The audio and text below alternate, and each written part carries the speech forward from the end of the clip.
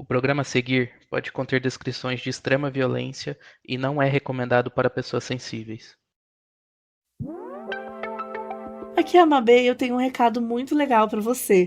No dia 26 de agosto, a gente vai fazer uma sessão de autógrafos do nosso jogo com a Galápagos. E ele vai rolar aqui em São Paulo. Então, das 3 às 5 da tarde, no dia 26 de agosto.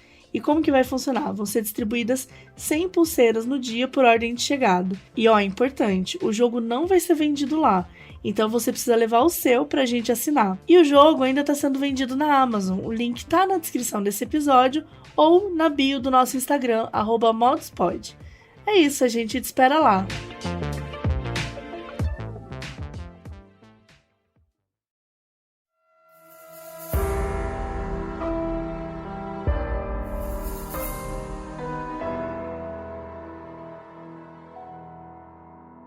Muita gente já ouviu alguém dizer: "Nossa, você é igualzinho a fulano". Só que o caso de hoje levou isso a outro patamar. Um cara encontrou um outro que era realmente igual a ele. E depois ainda apareceu um terceiro. Mas como isso aconteceu? Quem eram eles? Eu sou a Mabê. Eu sou a Carol Moreira. E essa é a história dos 3 estranhos idênticos.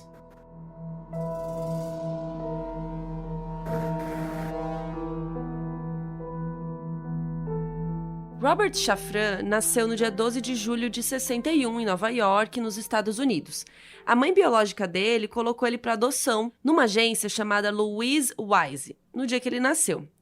E quando ele tinha 6 meses, ele foi adotado pela família Shafran. O pai era médico, a mãe advogada, e o Robert ganhou o apelido de Bob pela sua nova família, que era de classe média alta, assim. E aí, com esses empregos, os pais do Bob eram bastante ocupados e tal, mas eles eram muito apaixonados por ele, pela irmã, que também tinha sido adotada 2 anos antes. E a infância deles foi relativamente normal, vida seguiu, cresceram. Só que quando Bob tinha 17 anos, ele se envolveu em uma investigação criminal. E o que aconteceu? Foi um assassinato da Elodie Henschel, uma mulher que foi encontrada morta dentro da própria casa, e 2 anéis de diamante dela estavam desaparecidos. E aí foi o seguinte, um amigo do Bob, o Morgan, disse que conhecia uma mulher que tinha uns diamantes que ele queria roubar. E ele convenceu o Bob a ir até a casa dela com ele. Então, o Bob, o Morgan e outros 2 amigos foram até a casa da Elodie, mas só o Morgan entrou. 20 minutos depois, o Morgan saiu da casa super nervoso e com os anéis de diamante. O Bob levou ele até em casa e foi lá que o Morgan confessou que ele tinha matado a Elodie para pegar os anéis. Sem saber o que fazer, o Bob concordou que os 2 iam contar a mesma história para o amigo ter um álibi e isso ficar tudo certo. Só que não ficou tudo certo, porque o Morgan vendeu os anéis e a polícia encontrou ele. E aí o Bob e outros 2 amigos foram acusados de serem cúmplices do assassinato. Só que a promotoria prometeu que se eles testemunhassem contra o Morgan no julgamento, eles não iam ter que cumprir pena. O Bob e os amigos ficaram 5 anos em liberdade condicional, e o Morgan acabou sendo absolvido do assassinato. Porque a polícia fez um trabalho super porco na investigação, não registrou as provas direito e... Enfim, todo mundo se safou. E é muito doido, gente, que o assassino mesmo ficou livre, né? Mas os amigos ficaram lá 5 anos na condicional. Até que no primeiro dia do Bob na faculdade, uma coisa muito esquisita aconteceu. Todo mundo falava com ele como se já conhecesse ele, como se fosse assim, né? Já estava lá. Os alunos perguntaram como que ele tinha passado as férias, abraçaram ele, uma menina até beijou ele na boca e disse que estava feliz que ele tinha voltado. Aí ele assim, amada, oi? Quem é você, Do né? nada, O né? pobre do Bob não entendendo nada, ele nunca tinha visto aquele povo na vida. E aí ele falou assim, gente, não, né, tipo, desculpa, não conheço vocês, tal. E aí a galera respondia, deixa de palhaçada, Eddie. Aí o Bob, Eddie? Quem é Eddie? Tá todo mundo falando. E aí, quando ele chegou no dormitório, um menino chamado Michael bateu na porta e o Bob já tava assim, eu não sou o Ed, né? Tipo, já tava com uma placa já. Poxa, né? Milésima vez que eu vou ter que explicar que eu não sou esse cara. E aí o Michael olhou pra cara dele, ficou em choque, travou e ele falou, pera, você foi adotado? Aí o Bob falou sim e tal. E aí o Michael perguntou se o aniversário dele, por acaso, era dia 12 de julho. Tipo, o cara adivinhou o aniversário dele. Aí ele, sim. E aí o Michael falou, você não vai acreditar, mas você tem um irmão gêmeo. Vem comigo. Gente, até arrepiei ao dizer essa frase. Imagina, do nada alguém fala isso pra você. Que surto. Que surto, juntas. E aí os dois saíram correndo, foram até um orelhão e o Michael ligou pro tal do Ed. E o Bob contou que ele tinha acabado de chegar na faculdade e que todo mundo estava achando que eles eram a mesma pessoa. E o Ed disse que estava achando esquisito, porque várias pessoas ligaram pra ele dizendo que não sabiam que ele ia voltar pra faculdade. Meu, o cara também... Não só isso, como o cara era super conhecido, né? Tipo, super sociável também, que todo mundo... Tipo, um único dia tava todo mundo falando dele. E daí ele confirmou, o Ed falou que ele também era adotado, e ele falou o nome da agência de adoção, que era aquela Louise Wise, que era a mesma agência do Bob. O Bob ficou tão chocado que ele desligou o telefone e pediu pro Michael levar ele pra casa do Ed na mesma hora. Tipo assim, meu, que faculdade o quê? Eu quero ver esse homem. Acho que todo mundo faria a mesma coisa, né, gente? Imagina saber que uma pessoa que é igual a você, você tá entrando na faculdade e que tinha um cara que tava na faculdade antes que é igual a você, fisicamente falando, é muito impressionante. Eles entraram no carro, tal qual um filme, e eles estavam dirigindo tão rápido que a polícia parou eles.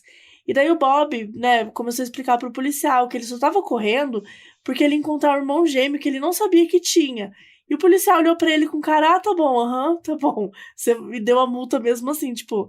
Claramente o policial achou que ele tava tentando dar uma desculpa. E ele deve ter pensado, meu Deus, olha a desculpa que o cara inventou. Enfim, mas é isso, eles levaram a multa e assim, os dois dirigiram por horas até chegar na casa do Ed. Quando o Ed abriu a porta, o Bob sentiu que ele estava olhando pro espelho. Ele conta que naquele momento parece que o mundo inteiro tinha desaparecido. E era só ele e o Ed. E foi aí que ele descobriu que o Ed se chamava Edward Gallant. O pai dele era o Elliot, ele era professor e a mãe era dona de casa, e eles eram uma família ali de classe média. E o pai do Ed era aquele mais tradicional, mais rigoroso, assim, e isso causava alguns problemas. Então, com ele, né, não tinha muita conversa. A casa era dele, as regras eram dele, o Ed tinha que seguir tudo. E desde pequeno, o Ed sempre foi mais criativo, ele não era aquele menino que curtia esportes, assim, ele era mais das artes, né? E o Elliot, o pai dele, achava aquilo um absurdo, porque ele tinha que fazer coisas de menino, sei lá, acho que ele queria que ele jogasse futebol, sei lá. E essa tensão desde cedo fez com que o Ed não se desse muito bem com o pai, né? Então ele se sentia que não se encaixava muito bem naquela família. E aí eu acho que por ele ser adotado, talvez ele ficava remoendo isso, né? Então, quando ele conheceu o Bob, ele se jogou muito naquela relação, porque era uma oportunidade dele ter uma família diferente, né? Daquela que ele não estava se encaixando muito, né? Um relacionamento que ele nunca sentiu com a família adotiva dele, né? Algumas semanas depois desse encontro do Bob e do Ed, um repórter do jornal Newsday recebeu uma ligação contando a história. E assim como todo mundo, né, ele ficou chocado e quis fazer uma matéria sobre eles. E uma das pessoas que leu a matéria foi o Alan, amigo de um garoto chamado David Kellman. Os pais do David eram imigrantes austríacos e ele também tinha sido adotado quando era bebê. Quando o Alan mostrou a foto do Bob e do Ed pro David, ele correu para casa para falar com a mãe dele e ela já estava esperando ele com um cafezinho para eles terem uma conversa, porque ela também tinha visto a matéria. Eles procuraram na lista telefônica pelo número da casa do Ed e o David ligou, né, e explicou toda a história para a mãe dele. Gente, que surto. E a primeira coisa que ela disse foi: meu Deus, eles estão brotando do chão. Porque era mesmo, né? E aí os trigêmeos combinaram de se encontrar pela primeira vez na casa da tia do David. E quando ele abriu a porta e viu o Bob e o Ed, ele fechou a porta na cara deles. Aí quando ele abriu a porta de novo, o Bob falou: pô, você não me vê há 19 anos e agora você fecha a porta na minha cara? Como assim, né? Só que, gente, imagina você abrir a porta e ver duas pessoas igual a você. Gente, juro, eu ia ficar tão apavorada. Eu ia falar, o mundo acabou. São ETs. São alienígenas. Que é isso, gente? Imagina. E se as Mabês tivessem cabelo azul também? Aí ia ser mais chocante. Agora, sabe o que eu tava pensando, Carol? Porque se duas Carols Moreiras batem na sua Não porta seriam e elas Carols Moreiras. tiverem todos os bichos que você tem. Já Cada uma pensou? chega com 3 Dois cachorros na cachorros e um gato. mão, com 3 gatos no outro, com uma ovelha, com um bezerro. Uma Ia dar- tartaruga. já abri, já abria Gente, ia um ser de espaço cara. pros bichos. Mano, chocante. E aí, enfim, né, os irmãos se tornaram inseparáveis, né? Eles foram se conhecendo, querendo conversar, saber tudo que aconteceu nesses anos, né? E eles passavam muito tempo na casa do David, mais do que em outros lugares. Eles formaram uma relação muito próxima com a família do David, né? E todos os três chamavam o pai do David de Bubula, que significa amor em Yiddish. E bom, quando os meninos se encontraram, né? Quando os homens se encontraram, porque já tinham lá os seus 19 anos, foi só alegria pra todos, né? Eles achavam que era uma história muito doida, mas que tinha acabado num final feliz. E eles começaram a comparar a vida deles, né? Porque tem essa coisa também, né? Nós somos gêmeos, mas a gente tem os mesmos gostos. Será que a gente viveu coisas parecidas? Então, eles ficaram nessa onda aí. O que eles descobriram, né? Algumas das coisas. Que todos eles tinham irmãs 2 anos mais velhas que eles fumavam a mesma marca de cigarro, que eles tinham crescido praticando luta e que eles tinham o mesmo gosto para mulheres, o que poderia ser um grande problema, né? Mas enfim, quando compararam os tipos de comportamento que eles tinham quando eram pequenos, eles descobriram também umas semelhanças muito preocupantes. Todos eles batiam a cabeça no berço ou na parede, ou prendiam a respiração até desmaiar. Eles odiavam ficar sozinhos e eles choravam até aparecer alguém para fazer companhia. E o que dá a entender, né, o que muitos alegam, é que provavelmente, mesmo bebezinhos, eles estavam sofrendo de ansiedade por conta da separação dos irmãos. Só que os pais não tinham como saber disso. Porque os pais não sabiam, né? Não é que eles ligaram para adotar e descobriram que eram trigêmeos. Não. Não foi dessa forma que aconteceu, a gente vai falar um pouquinho mais pra frente. Então, os pais não sabiam que eles estavam sofrendo disso. E eles até sabiam que tinham que ter um pouco de raiva da situação, porque imagina você ser separado dessa forma, né, durante 19 anos de outras duas pessoas que, enfim, têm o mesmo sangue, que, sabe, poderia dividir uma vida com você. Mas, de novo, eles estavam muito felizes para se importar nesse momento. E eles aproveitaram da fama que eles ganharam, porque eles apareceram em todos os jornais, né? Todos os programas de televisão. Era um caso realmente muito curioso. E eles aproveitaram dessa fama aí pra se divertir, né? Com essa idade aí, seus 20 anos, né? 19, 20 anos. E acabou que eles foram morar juntos. Eles estavam muito amigos, assim. E o lugar era exatamente como vocês imaginam um apartamento de 3 guris de 20 anos, né? Aquela bagunça. E eles se divertiram muito, trocando de lugar um com o outro, fingindo que era, né? Que o Ed era o Bob, aquela coisa. Vendo as pessoas ficarem confusas, zoar, né? Aquela coisa. Inclusive, teve um dia que o Ed deu apendicite no coitado, mas ele não tinha plano de saúde. Gente, ele fingiu que era o Bob, fez a cirurgia como se fosse o Bob, e até hoje o Bob tá torcendo pra não ter que tirar o apêndice. Porque o plano dele vai descobrir daí, tipo, né? Daí ferrou. Gente, imagina, esse homem tem uma apendicite. Não pode mais. Como que ele vai resolver? Aí ele tem que torcer pra que depois o outro né? O outro faz um plano aí agora. Faz porque um se eu plano tiver que aí, tirar, resolve. agora vai ser no teu nome, cara. Exato. Pois é. Que loucura. E, eles estavam no auge, né? Porque eles ficaram super famosos com as aparições na TV, tudo. Imagina se tivesse rede social já, nessa época.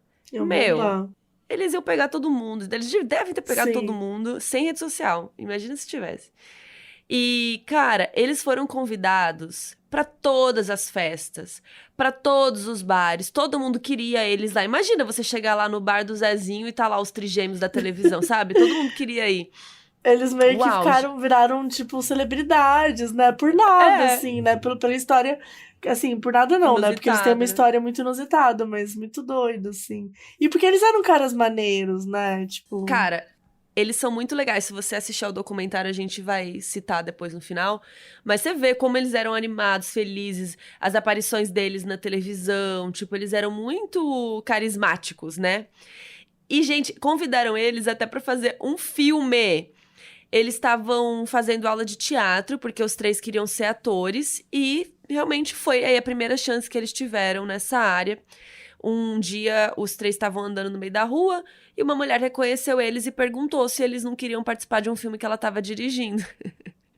Do nada. Do nada. O filme se chama Procura-se Susan Desesperadamente, que foi lançado em 85 e era estrelado. Vocês estão sentados? Vocês não estão prontos para quem estrelou esse filme? A Madonna. Simplesmente eles foram chamados para um filme com a Madonna. Gente, apenas. Na cena, os 3 estão parados, assim, do lado da porta. Eles estão vestindo roupas iguais e sorrindo enquanto a Madonna entra no prédio. E é claro, gente, que não só essa imagem, mas outras informações muito importantes sobre esse caso, como sempre, vai estar lá no nosso site, modusoperandipodcast.com. Então, vai lá, entra no episódio Estranhos Idênticos, número 178, que vocês vão ver essa imagem aí que eu tô comentando agora, dos 3 vestidos com a mesma roupa, vendo a Madonna entrar num prédio. E não só isso, né? Mas outras informações tão interessantes, links, enfim, tudo que a gente conseguir reunir em relação a esse conteúdo. E a carinha deles na foto é tão legal. Eu nunca vi esse filme, fiquei curiosa. Mas é porque é só uma ceninha, né? É só essa ceninha, Mas fiquei eles curiosa. jovenzinhos, olhando assim. Sorrindo. Eles Tipo, eram muito engraçado. carismáticos. E, mano, eles eram muito iguais, pelo amor de Deus. Bom, a gente fala aqui que eles estavam, né, tipo, felizes de terem se encontrado e tal. Só que os pais estavam com raiva, né, porque eles estavam se sentindo enganados. E daí, todos eles marcaram uma reunião com a direção da agência de adoção, né, da Louise Wise. E todos os 6 foram lá, né, meio que colocar assim, gente, o que aconteceu? Porque, sei lá, talvez se não tivesse sido na mesma agência, você poderia até pensar numa coincidência. Mas não tem como você simplesmente pegar 3 pessoas numa mesma agência de adoção. Claramente separaram eles, Claramente né? separaram eles lá. Então, assim, que porra é essa que aconteceu? Que isso não é dito, sabe? Tipo, dentro do... Como que fala isso? No envelopezinho, sabe? As informações, tipo, eles têm mais 2 irmãos gêmeos idênticos. Vai se ferrar, mano. E eu acho que normalmente eles nem separam irmãos, né? É muito e pra difícil. separar irmão é muito difícil, é muito complicado. Difícil. Assim. Imagina, gente, gêmeos que nascem, tipo, juntos, no mesmo dia, que a gente sabe que muitos têm apego, né? Que tem aquela coisa. E ainda, quando a gente põe pra ficou trigêmeos, no útero lá, os 3 juntos. É surreal. Tanto que já tem até... Nossa, teve até um caso famoso que um bebezinho de um caso de gêmeos que nasceram prematuros e um dos gêmeos estava ficando muito doentinho e tal, e a enfermeira não sabia mais o que fazer e colocou o outro gêmeo no bercinho com ele. E ele sobreviveu e ficou super bem depois. E aí isso começou a ser usado desde então. Eu não sei o ano agora, eu vi outro dia, relembrei dessa história. E isso é usado hoje em dia, né? De colocar gêmeos no mesmo berço pra eles se fortalecerem. Porque eles estavam no útero juntos, né? Eles têm uma ligação forte. Não tem como pensar que isso não é psicológico também, né? Que isso não afeta em todos os pontos, assim. Então, os pais estavam indignados, com razão. Gente, olha, meus advogados me proíbem de falar o que eu faria com essa agência de adoção. Eu ia quebrar todas as janelas desse lugar. Mas, enfim... Eles foram lá, eles perguntaram se era verdade que eles tinham propositalmente, né, separado os meninos. E a direção confirmou, só que eles disseram que eles fizeram aquilo porque era muito difícil conseguir que 3 crianças fossem adotadas pela mesma família. O pai do David, na mesma hora, disse que se ele soubesse, ele teria adotado os 3 e que eles mereciam a chance de escolher. Só que, gente, o dano já estava feito, né? Não tinha como voltar atrás. Então eles foram embora, tão revoltados, né, quando chegaram, porque aquela resposta não era boa o suficiente, né, nada, assim, não era uma justificativa porque eles tinham vivenciado, né, porque fizeram as crianças passarem. E, cara, é isso que ele falou, né, tipo, eles nem deram a escolha, sabe, eles nem deram a chance. É cruel, cara, não tem outra explicação. É cruel com as próprias crianças, né, tipo, ser separado dos irmãos, eles nem sabiam que tinham irmãos. E com as famílias mesmo, tipo, você adota uma criança que poderia ter um irmão e nunca conheceu, enfim, tudo errado. Exato. E aí, quando eles estavam indo embora, o pai do Bob reparou que ele tinha esquecido o guarda-chuva lá dentro. Então ele voltou lá pra sala de reunião pra pegar o guarda-chuva, normal. E quando ele entrou lá, gente, vocês não estão prontos. Vocês estão sentados? Já é a segunda vez que eu tô falando isso nesse episódio. Vocês vão ter que sentar muito nesse episódio. Sente-se. Lá ele encontrou os membros da diretoria abrindo uma garrafa de champanhe e brindando, como se, tipo, um brinde, tipo, comemorando. E aí parecia, né, nesse caso, parecia que eles estavam comemorando que eles tinham se safado de alguma De um coisa. processo, né? Tipo, pronto. De um processinho. E aí, óbvio que, né, o pai do Bob, ele contou, todo mundo ficou puto, né? E ainda insatisfeitos com a situação, os pais procuraram escritórios de advocacia bem renomados lá em Nova York, tipo, foram nos melhores, pra tentar conseguir respostas, pra tentar entender toda essa história aí. E no começo, muitos advogados ficaram animados em pegar o caso, né? Porque, pô, era um caso famoso, os caras, né, os 3 estavam aparecendo, como a gente falou, na mídia. Imagina um caso desse, né, grande repercussão. Então, tava todo mundo muito animado. Ai, legal, vamos pegar tal. E depois, as pessoas iam ligando de volta falando, ai, tô com um conflito de interesse, não vou poder pegar seu caso. Ah, não vou poder continuar. E um monte de advogado. Como assim? Gente, o conflito era que vários advogados estavam tentando adotar crianças nessa agência, na Louise Wise, e processar a agência de adoção, né, atrapalharia o processo. Então, sei lá, se eu sou advogada na empresa Modus Operandi, digamos, e aí a Mabê tá adotando uma criança lá. Aí eu vou pegar um processo contra, né, a agência que a Mabê tá pegando.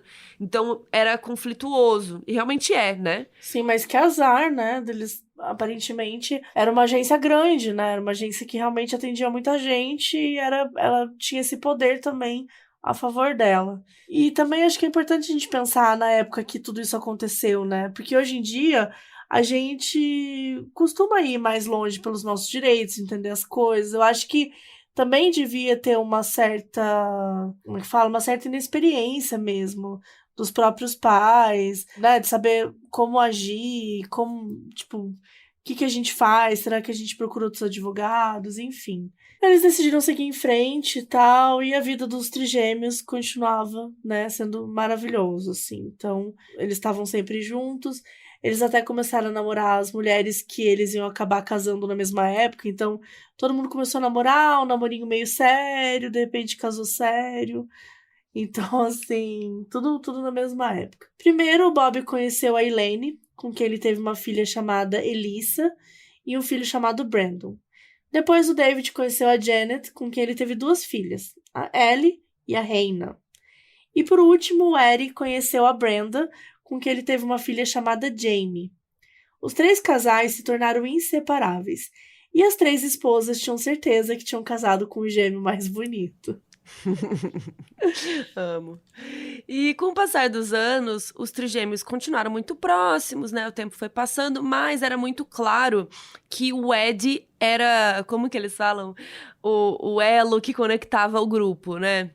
Então, aquela pessoa que se esforçava mais, que chamava Sempre os outros. tem, né? Uma pessoa no grupo, Sim, assim. que mantém todo mundo unido, conectado. Aquele cara que fala, vamos fazer festa aqui em casa, e aí todo mundo vai, né? Aquela coisa. Inclusive, o Ed chegou a se mudar várias vezes, porque ele sempre queria morar perto dos irmãos e tal. Ele chegou a morar na casa da frente da casa do David. E aí eu fiquei pensando, será que ele era chato? Tipo, os outros já estavam assim, ai, tá bom, Ed, beleza, vamos dar um 10. E ele, não, vou morar na frente da sua casa. Não sei, eu tô brincando aqui, né? Mas ele era o que tava esforçando ali, né? Se esforçando.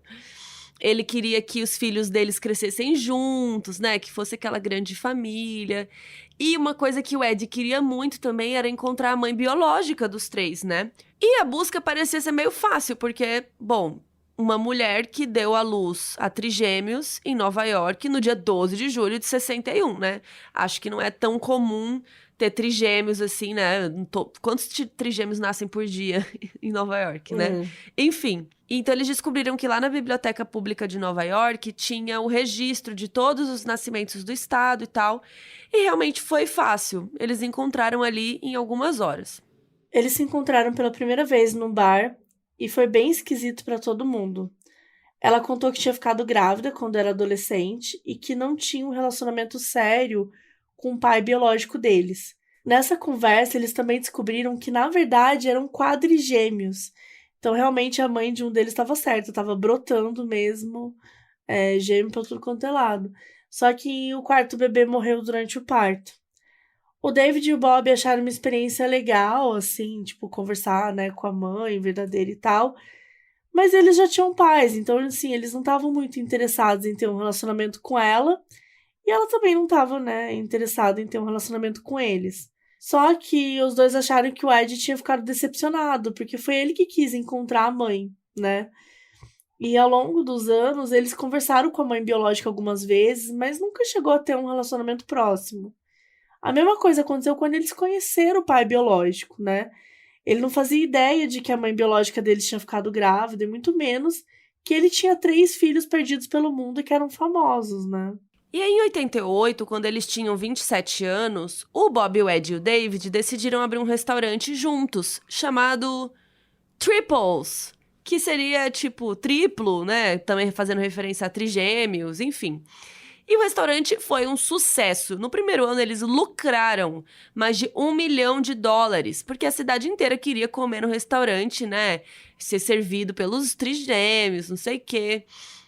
Eu fiquei imaginando, será que eles tinham uns combos com 3 coisas? Eu faria isso, tipo combo de Tipo 3 burger, tipo batata. Sim, Eu burger com também. 3 hambúrgueres dentro, sabe? Tipo aquele hambúrguer que vem com 2 Sim. ou 3 hambúrgueres. Que mais? Nossa, eu tô criando aqui, ó, criativa. Fica aí a dica. Não, total. Acho que dá pra 3 fazer. Eu faria batatas. tudo de 3. Ia Vai ser ter que trazer perfeito. sempre vir com mais 2 Com amigos. pessoas. Ou com Ah. irmãos. Só que, gente, conviver muito com a família, às vezes, né, dá trabalho. Trabalhar com a família, então, pode ser estressante. E aí o negócio começou a flopar, gente, começou a dar errado. Porque eles começaram a brigar como se eles fossem crianças, sobre tudo do restaurante. E as famílias acreditavam que isso tinha muito a ver com o fato de que eles não brigaram quando eles eram crianças, né? Tipo, eles não conviveram que nem irmãos que cresceram juntos. Eles não tiveram a oportunidade de aprender a resolver as coisas, né? Resolver briga, lidar com o irmão mesmo, né? Então, quem tem irmão sabe como é isso de às vezes você tem que ceder, às vezes você tem que, tipo, sei lá, dividir seu picolé com o teu irmão. Eu tenho trauma com isso. Minha irmã sempre comia o picolé dela rápido e eu ia apreciando. E aí, quando o dela acabava, ela vinha querer comer o meu e ficava chorando. Aí minha mãe falava, dá um pedaço, o que que custa? Aí eu, porra, né? Ela já comeu o dela. Enfim, tem coisas idiotas que a gente aprende quando criança, né? E tem esse convívio. E eles não tiveram isso mesmo, né? Então, como eles se conheceram como adultos, né? Já, né? 19 anos, Uhum. eles não tiveram esse período de aprender a entrar em acordo, aprender a conversar também, né? Depois de mais velho, eu Sim. comecei a nunca mais brigar com a minha irmã, por exemplo, né? Depois que a gente fez uma certa idade ali, tipo, ela é Você vai 4 anos mais entendendo a nova. personalidade do outro também, né? Tipo, você sabe, isso aqui pra essa pessoa é complicado. Então, tipo, como que eu falo com essa pessoa aqui? Sim. E, tipo, hoje a minha irmã é minha melhor amiga, né? Mas a gente nunca mais brigou. Então, mas é porque a gente já resolveu tudo lá no passado, né? Então, esse era um grande conflito que eles tiveram que enfrentar, né? Essas coisinhas, decisões, tal. Só que, além de tudo, eram conflitos profissionais, né? Que envolviam dinheiro, então é bem complicado. E a situação ficou tão ruim que o Bob decidiu largar o restaurante, porque ele sentiu que os irmãos estavam forçando ele a ir embora. Só que não era bem assim, porque quando ele foi embora, o Ed e o David se sentiram traídos. E daí, pra piorar a situação, o pai do David faleceu em janeiro de 90. E o Richard, né, que a gente já comentou aqui, ele era meio que... Era o cara, né, que eles estavam sempre juntos. Tipo, era a casa do David, que eles estavam sempre juntos, com a família deles. Então, ele era um pouco a cola que também mantinha eles juntos, sabe? Então, com essa confusão de sentimentos, os irmãos se afastaram. E pro Ed, isso bateu muito mais pesado do que pros outros. Como a gente comentou, né, o Ed sempre foi aquele que queria manter todo mundo junto, todo mundo feliz. Então, não ter mais aquela relação entre os três foi muito difícil para ele. E a família reparou que ele estava tendo uns comportamentos estranhos e realmente começaram a ficar preocupados com ele, sabe? Parecia que tinha alguma coisa estranha aí. Ele ligava para as pessoas que ele não falava tinha uns 10 anos, assim, no meio da madrugada. E ele, de repente, começava a falar super simpático, super doce. E do nada ele tinha uma crise de raiva. Então, assim, o comportamento dele, assim, tava destoando muito, sabe? Tinha dias que ele tava normal e no dia seguinte ele não queria saber de ninguém, assim. Então, claramente, ele tava precisando de ajuda psicológica. Pois é, e ele acabou sendo diagnosticado com um transtorno bipolar e ele foi internado em um hospital psiquiátrico. Ele ficou lá 3 semanas. E aí, quando ele saiu, ele voltou a trabalhar no restaurante, pareceu que estava tudo bem, né? Tudo normal. Só que um dia o David chegou no trabalho e o Ed não estava lá. E como eles moravam na frente um do outro, o David ligou para a esposa dele mesmo, né? A esposa do David, a Janet, para ela olhar pela janela, tipo, para ela ver se o carro do Ed estava lá na garagem, né? Tipo, se ele já tinha saído para o trabalho, né? Se ele saiu e não chegou ainda aqui no restaurante, o que tá rolando, né? E a Janet disse que o carro estava na garagem, sim. E falou, você quer que eu vou lá ver, né? E aí ela foi lá ver. E alguns minutos depois ela ligou nervosa pro David e pediu para ele voltar para casa urgente, mas não falou o que estava acontecendo. E quando ele chegou na rua, tinham vários carros de polícia cercando a casa do Ed. E ele nem pensou 2 vezes, né? Ele saiu correndo para casa do irmão, foi correndo lá ver e tal, mas a polícia não deixou ele entrar. E os policiais falaram que era melhor ele não ver o que tinha acontecido.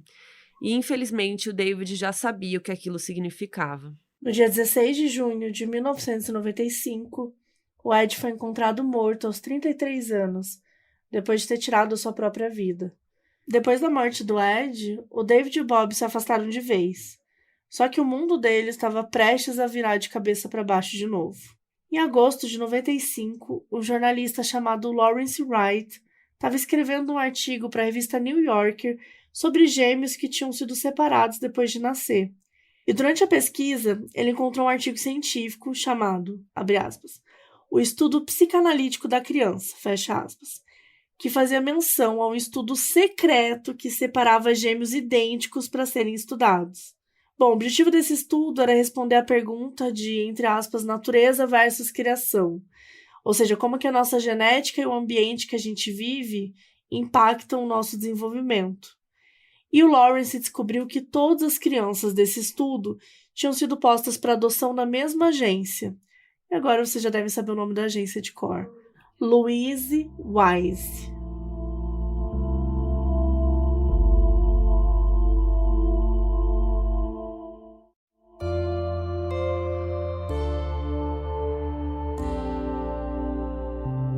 Esse experimento era coordenado por 3 instituições: a Agência de Adoção Louise Wise, o Jewish Board of Guardians, que é como se fosse um conselho judeu, e a Universidade de Colômbia. E a Louise Wise era uma agência de adoção que tinha sido criada em 1916 e era muito focada em ajudar as mulheres judias a colocar os filhos para adoção. E muitas famílias judias escolhiam essa agência para adotar também, porque na lei judaica ortodoxa, toda criança que nasce de uma mãe judia é automaticamente judeu. E a doutora Viola Bernard era a psiquiatra responsável em conversar com as mulheres sobre o processo de adoção. E quando se tratava de gêmeos, ela acreditava que era benéfico para as crianças serem separadas.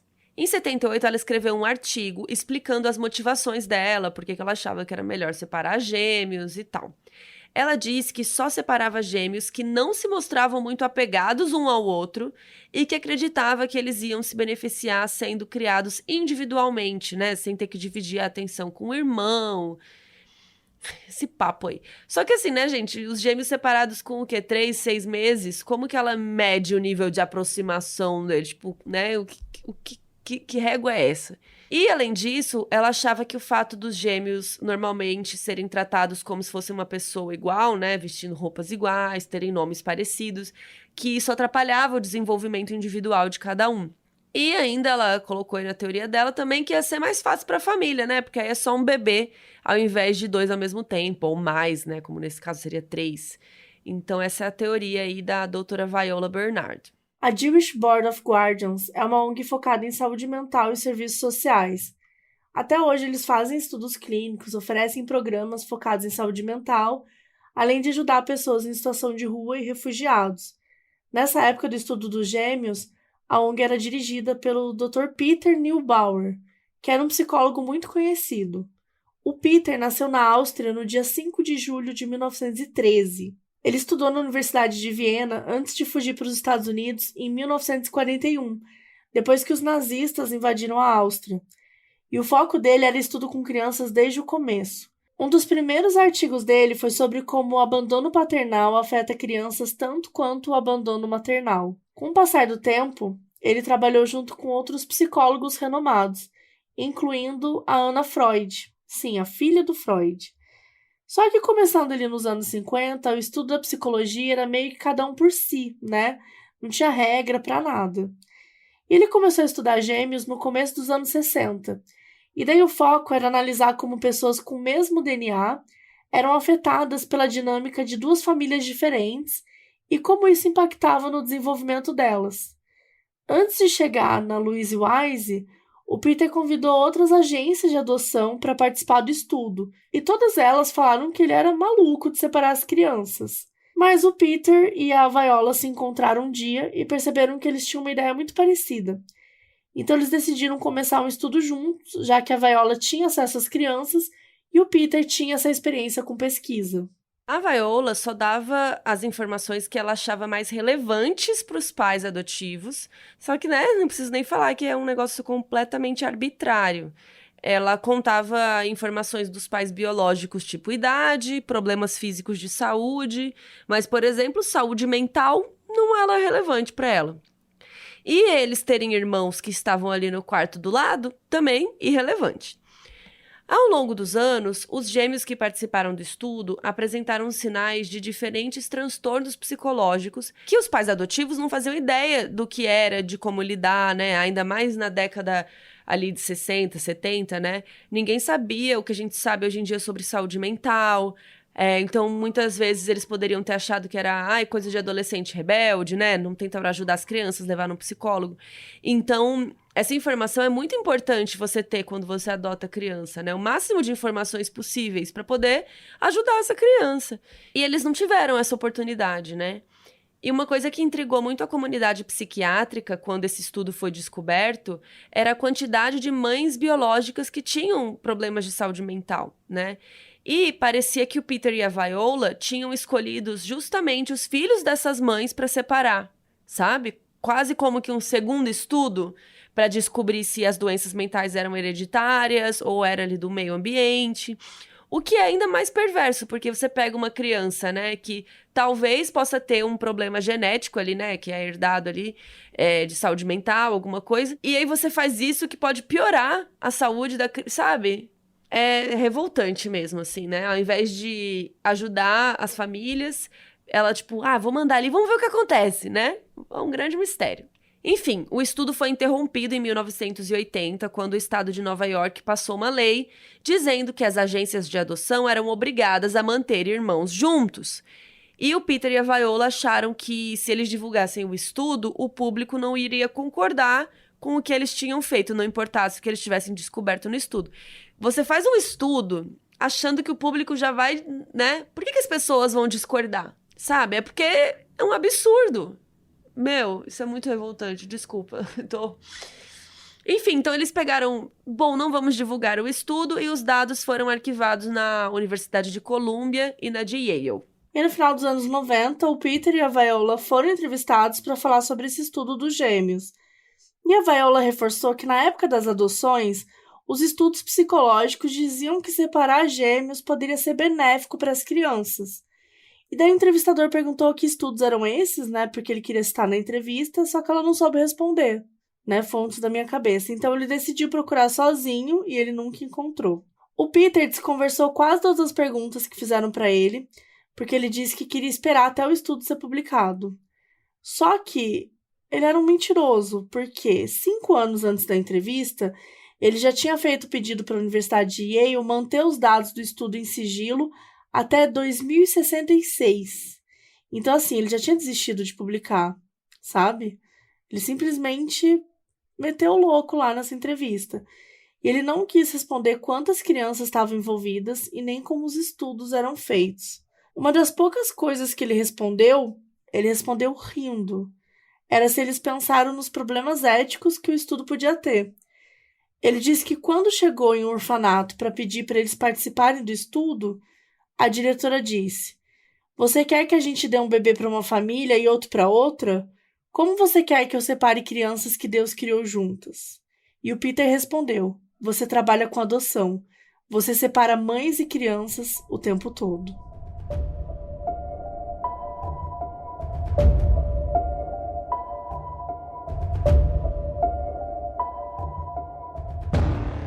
Quando os pais ficaram sabendo do estudo, eles lembraram de uma condição que todos eles tiveram que assinar ali quando eles foram adotar os meninos.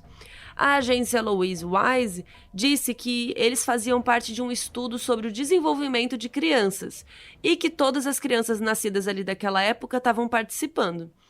E apesar de não ser explícito, todos os pais sentiram que se eles não concordassem, eles não iam poder adotar, sabe? Assim, ficou aquela energia no ar. Então eles aceitaram. E também não parecia nada demais, porque normalmente quando você adota uma criança, uma pessoa, um assistente social vai na casa, visitar de tempos em tempos, ver se tá tudo bem, né, com a adoção, ver se a criança tá sendo bem cuidada, né? Então eles acharam que ia ser algo meio do tipo e já ia ter que ter isso mesmo, então beleza.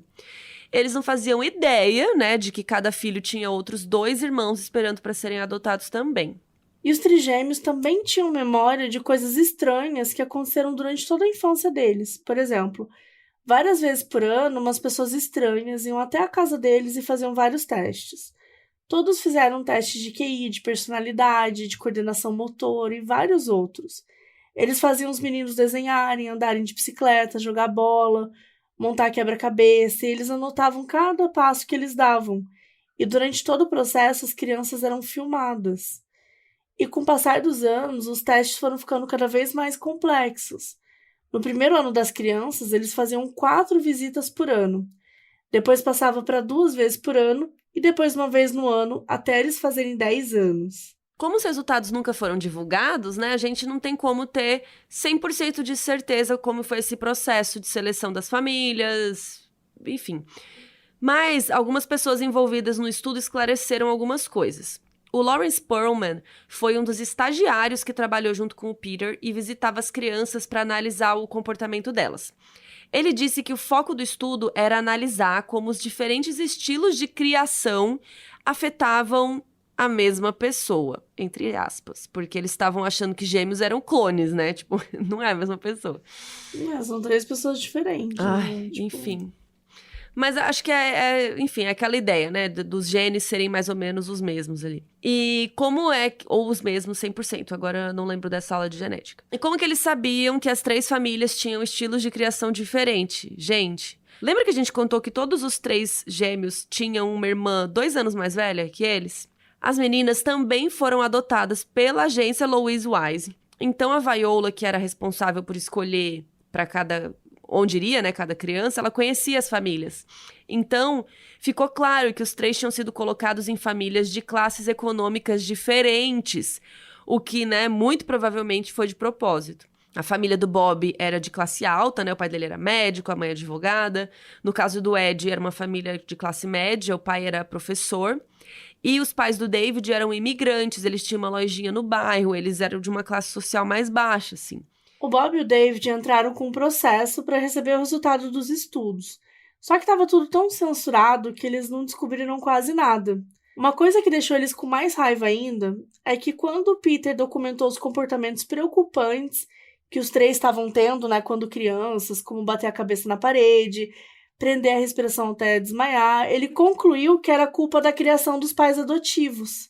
Ao invés de colocar a mão na porra da consciência, né, entender que aquela separação era o que eles tinham em comum, o Peter preferiu ignorar a culpa dele. Então a gente tem 3 casos aqui com 3 criações que são péssimas. Então é isso que ele estava tentando dizer, tipo, 3 criações diferentes que estavam dando o mesmo resultado. A criança estava se comportando da mesma forma. Enfim. E assim, não tinha lugar nenhum a explicação de por que os psicólogos acharam que era certo separar os irmãos sem contar para ninguém. E se a conclusão do estudo fosse tão revolucionária e importante para a humanidade, por que eles não publicaram o artigo de qualquer jeito? O Peter, ele era um profissional tão renomado na época que é difícil de acreditar que ele descobriu algo extraordinário e decidiu não publicar só porque ficou com medo do povo falar mal dele. O que ele fez não era ilegal na época, então não foi medo de sofrer esse tipo de consequência. Só que nem os gêmeos e nem o mundo todo teriam as respostas dessas perguntas, porque no dia 15 de fevereiro de 2008, o Peter morreu aos 94 anos. Sem o Peter e sem a publicação do estudo, todos os gêmeos que participaram tiveram que viver o resto da vida sem entender completamente o que tinha acontecido com eles. E ainda existem pessoas que não fazem ideia que participaram do estudo e não sabem que tem irmãos gêmeos perdidos pelo mundo. Em 2013, outros gêmeos dos estudos, o Howard Burak e o Doug Roche, conseguiram acesso a uma parte dos resultados que envolvia eles dois, né?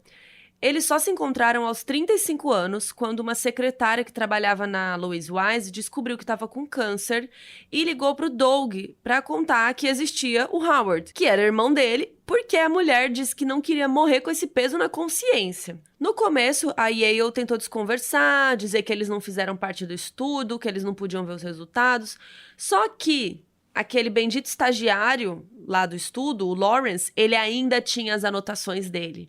E ele confirmou que estudou sim o Howard e o Doug. Então aí a Yale não teve escolha e liberou os documentos. A maior parte dos documentos estava censurada, então infelizmente eles não descobriram tanta coisa assim. Mas as poucas informações que eles conseguiram ler eram bem ruins.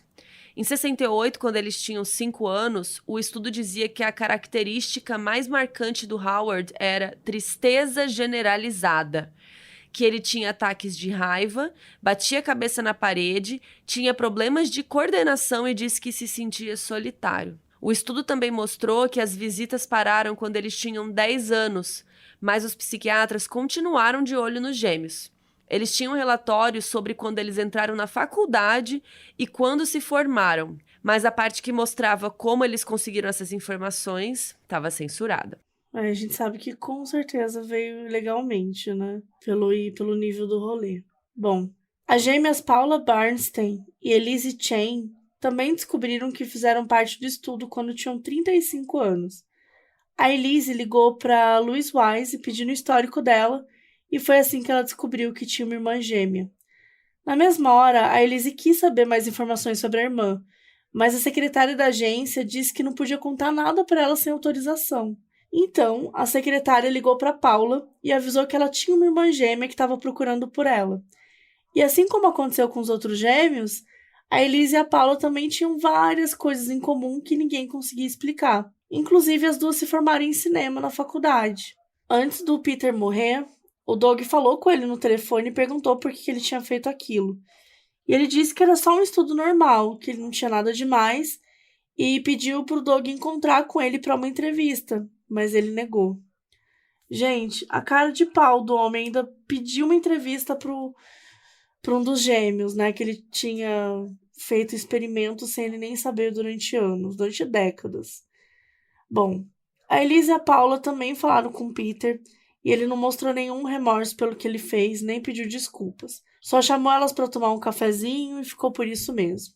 Quando esse estudo veio a público, ele foi fortemente comparado com os experimentos feitos em gêmeos na Alemanha nazista. Um homem chamado Joseph Mengele realizou vários tipos de experimentos com os presos em Auschwitz. Ele ficou conhecido como o Anjo da Morte. Entre 43 e 44, ele usou 1.500 duplas de gêmeos, ou seja, 3.000 pessoas, para testar a teoria aí da natureza versus criação. Sabe quantas pessoas sobreviveram a esses estudos? 200, de 3.000. Os experimentos variavam entre amputações, infecções propositais de diversas doenças e até colocar tinta nos olhos para tentar mudar a cor. Tipo, pra quê? E ainda, ele tentou criar gêmeos siameses, costurando um no outro. É muita crueldade, né? Você fazer isso com a pessoa só pra ver se eu descubro um negócio. Olha, às vezes os experimentos eram feitos em um dos gêmeos e o outro era mantido saudável, né? Pra comparação. E se o gêmeo que participou do experimento morresse, o saudável também era morto, pra ele examinar os cadáveres. Tem até um livro chamado Twins of Auschwitz, que conta a história das gêmeas Eva e Miriam, que chegaram no campo de concentração com 10 anos de idade. O livro foi escrito pela Eva e pela autora Lisa Brojani e foi lançado em 2009. Em 1944, os pais delas e 2 irmãs mais velhas foram mortos na câmara de gás, enquanto as gêmeas foram obrigadas a participar dessa tortura e dos experimentos do Joseph Mengele. Ele passou 9 meses injetando substâncias desconhecidas nelas e elas foram obrigadas a ficar nuas enquanto os médicos nazistas mediam cada parte do corpo delas e comparavam entre si. Quando elas foram libertadas do campo de concentração, as gêmeas foram 2 das menos de 200 crianças que sobreviveram a Auschwitz. Em 78, a Eva fundou a organização Candles, que é uma sigla para Children of Auschwitz Nazi Dead Lab Experiments Survivors, ou Crianças Sobreviventes dos Experimentos Nazistas, em português. Ela encontrou mais de 100 gêmeos que sobreviveram aos experimentos do Joseph Mengele. Em 93, a Miriam morreu de câncer no fígado aos 59 anos. E a Eva morreu de causas naturais em 2019, aos 85 anos.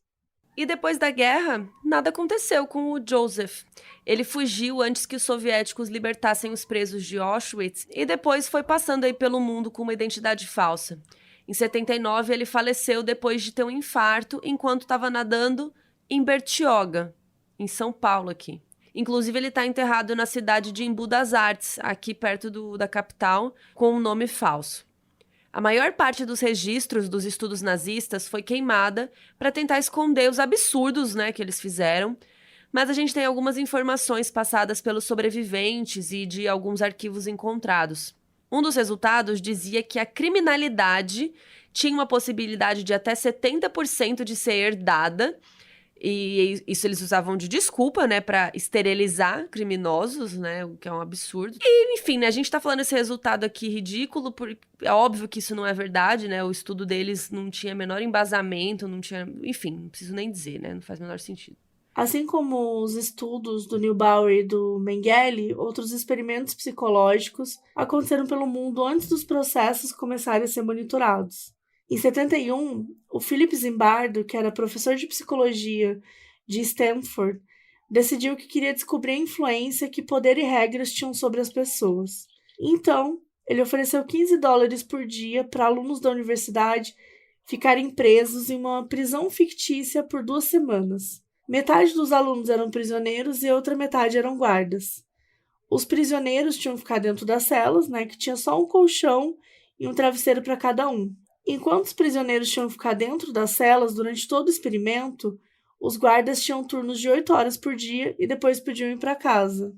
Os guardas foram orientados a não machucar fisicamente os prisioneiros, mas tinham que manter a ordem na prisão e fazer parecer que eles estavam numa prisão de verdade. E os prisioneiros foram orientados a dificultar a vida dos guardas, se recusando a comer na hora que eles mandavam, a xingar, causar umas confusões, Só que esse experimento durou só 6 dias, porque os guardas estavam abusando do poder deles, subiu a cabeça, então eles começaram a bater nos prisioneiros, deixavam eles sem comida, até colocava sacos na cabeça deles para torturar. E aí, obviamente, esse estudo foi um fracasso, mas nada aconteceu com o Zimbardo nem com os estudantes que participaram, porque eles argumentavam que estavam fazendo o que foi pedido, Enfim, também acho que os estudantes em si estavam dentro de uma coisa que não era, bem feita também. Então é difícil você culpar. Enfim, é muito confuso esse caso. É que a gente tá falando de estudos, de experimentos, óbvio, Não tô nem falando da parte dos nazistas, que aquilo não tem nenhum tipo de explicação. Mas todos esses estudos aqui que a gente fala sobre comportamento, que bate na ética, que bate na moral, é muito delicado. E tem que ser feito de uma forma muito inteligente, assim. Não é uma coisa que simplesmente, eu quero estudar o poder aqui, eu vou fazer dessa forma. Eu acho que hoje em dia nem se pode, enfim, direitos humanos, tem coisas que naquela época não tinham muitas regras sobre direitos humanos, até no Kino, no meu outro programa, fazer meu publi aqui, se você não sabe, eu tenho um programa no Flow News, toda quinta, 8h15 da noite, a gente fala as notícias do entretenimento, de atores, de filmes e tal.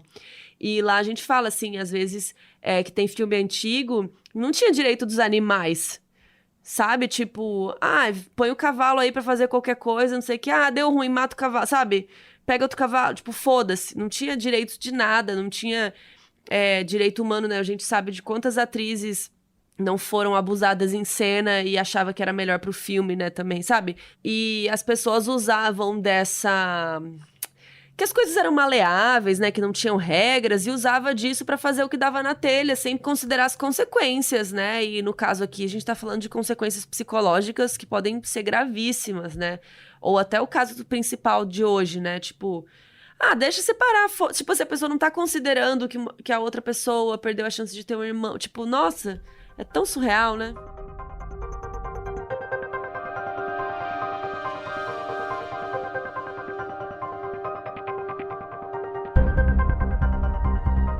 Aquele artigo do New Yorker que divulgou o estudo do Neubauer, né, do Peter, ele também descobriu outros gêmeos que foram separados, mas que não tinham nada a ver com o estudo. E uma dupla viveu vidas praticamente idênticas mesmo, só tendo se encontrado aos 39 anos. O Jim Lewis e o Jim Springer foram separados na hora de serem adotados. E as coincidências já começavam com o nome, né? Porque os dois são Jim. Na infância, os dois deram o nome do cachorro de Toy. Os dois se casaram 2 vezes, da primeira vez com uma mulher chamada Linda e da segunda vez com uma mulher chamada Betty. E os dois chamaram o primeiro filho de James Allen. Gente, como assim, né? Quando essa história saiu no jornal, o Thomas Bouchard, um professor de psicologia da Universidade de Minnesota, pediu para entrevistá-los. O Thomas estava fazendo um estudo sobre gêmeos e vendo as diferenças e semelhanças entre gêmeos univitelinos, entre gêmeos bivitelinos, né? Os univitelinos são aqueles que são de um mesmo óvulo, né? E todos os gêmeos idênticos são feitos dessa forma, né? Já os bivitelinos são 2 óvulos e 2 espermatozoides diferentes, né? Que foram fecundados ali na mesma época, ali mais ou menos. Então, os univitelinos têm o mesmo DNA e os bivitelinos têm o DNA tão semelhante quanto de qualquer outro irmão.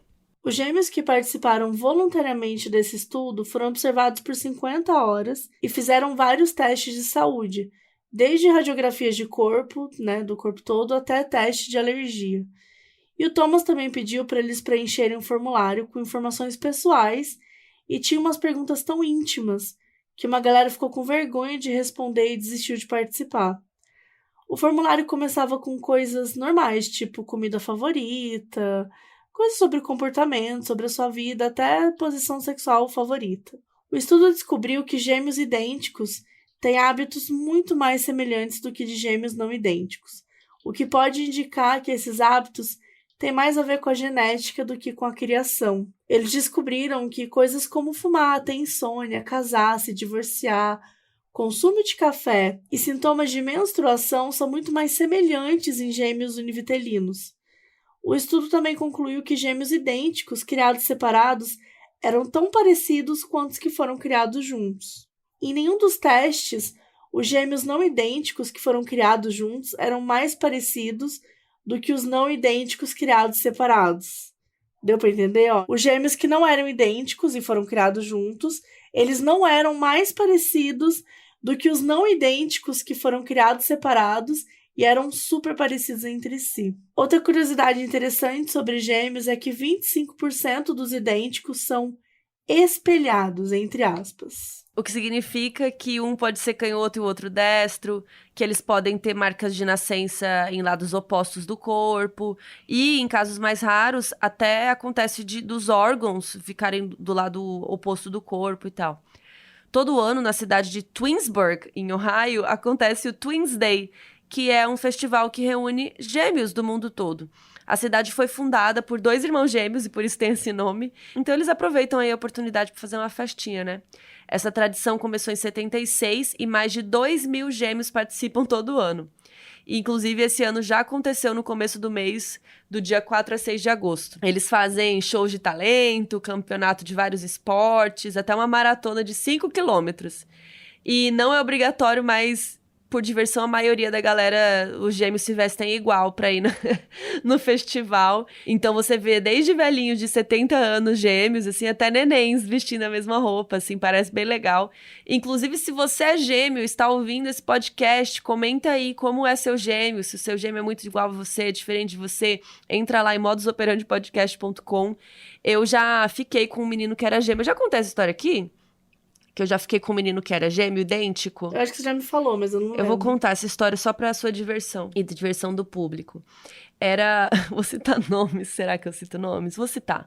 Será que se eles ouvirem? Era o Elson e o Elton. Aí eu já achei errado colocar os nomes muito parecidos nos dois. Né? E os dois, eles eram iguais. Eles usavam aparelho na mesma época. Tipo, os dois usavam aparelho. E os dois faziam direito. Então, os dois, tipo, estudavam na mesma turma, na mesma classe. Eles eram grudados. E eu ficava com um deles, que era, acho, o Elton. Agora eu fiquei em dúvida. Mas acho que era o Elton. E um dia, eu encontrei eu encontrei um deles no ônibus. Eles não estavam juntos.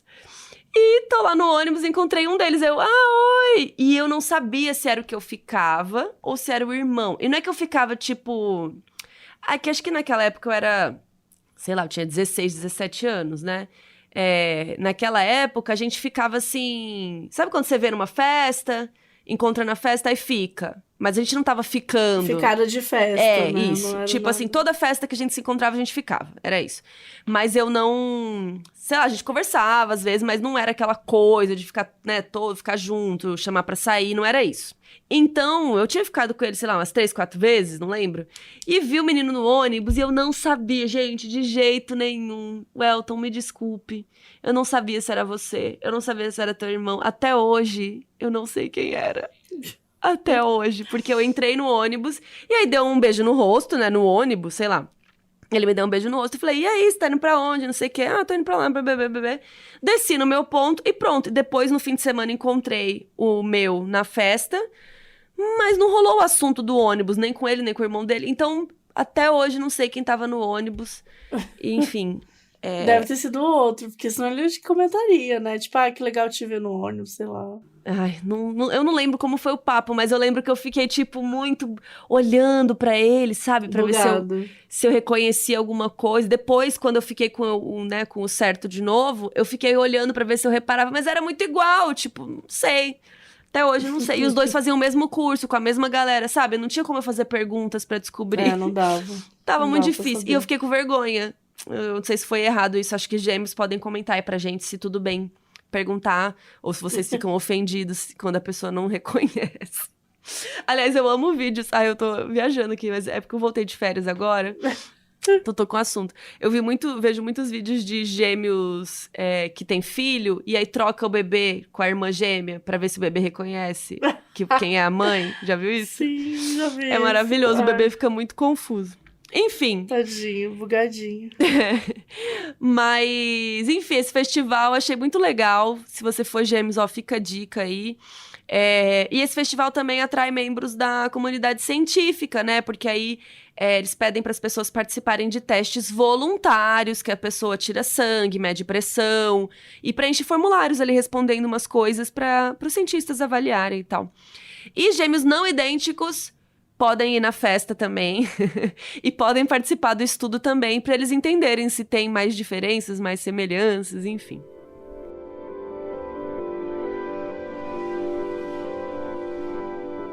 E a história da separação dos trigêmeos, né, desses que a gente está contando aqui, o caso hoje, ela apareceu de perspectivas diferentes, tanto em livros quanto documentários. O primeiro foi o livro Identical Strangers, A Memoir of Twins Separated and Reunited, escrito pela Elise e pela Paula em 2007. O primeiro documentário lançado sobre o assunto foi o The Twinning Reaction, que foi em 2017, que foca mais na história do Howard e do Doug, mas menciona outros gêmeos que fizeram parte dos estudos, inclusive também cita os trigêmeos aí do nosso caso. Existem rumores de que 3 emissoras de TV estavam programando lançar documentários sobre esse caso aí na década de 80 e 90, só que elas foram impedidas pelo Jewish Board of Guardians, aquela ONG que a gente comentou que o Peter dirigia. Em 2018, foi lançado o documentário Three Identical Strangers, que conta a história dos três e que fez o caso ser mais conhecido mundialmente. O doc foi lançado no Festival de Cinema de Sundance e ganhou o prêmio de melhor documentário estadunidense na categoria narrativa. Depois da morte do Ed, o Bob e o David seguiram vidas completamente separadas e eles só voltaram a se falar em 2012, quando o documentário começou a ser produzido. E para eles, essa reconexão foi a melhor coisa que o documentário trouxe. No começo desse ano, a revista Variety anunciou que o Ben Stiller estava quase confirmado como protagonista de um filme sobre o caso dos gêmeos. Ele vai fazer o papel dos 3 irmãos quando adultos, mas a gente ainda não tem informações sobre o nome ou sobre o começo das gravações e nem nada do tipo. Hoje em dia, o Bob é advogado e continua morando em Nova York, e o David trabalha como consultor de seguros de vida em New Jersey. E eles mantêm contato com a esposa e com a filha do Ed, e o David fala que as filhas dele são muito próximas. Em 2018, o Jewish Board of Guardians emitiu um pedido de desculpas para os gêmeos que participaram do estudo. Eles falaram: percebemos que nossos esforços foram insuficientes e que podemos e devemos fazer mais por eles. Nós temos que reconhecer nossos erros do passado e estabelecer um novo caminho moral para o futuro. Eles também falaram que não vão divulgar os resultados completos do experimento para proteger as identidades das pessoas estudadas.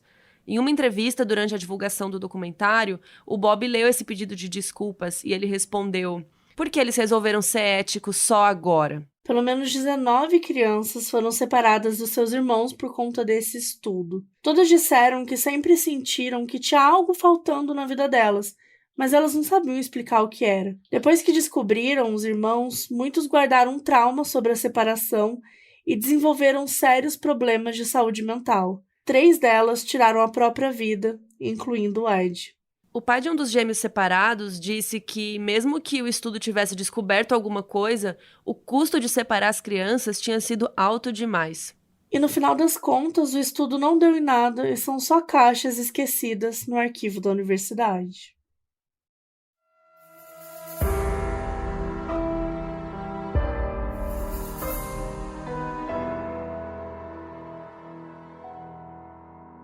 O aviso no início desse episódio foi gravado pelo Matheus Herrera, que é nosso apoiador na Aurelo.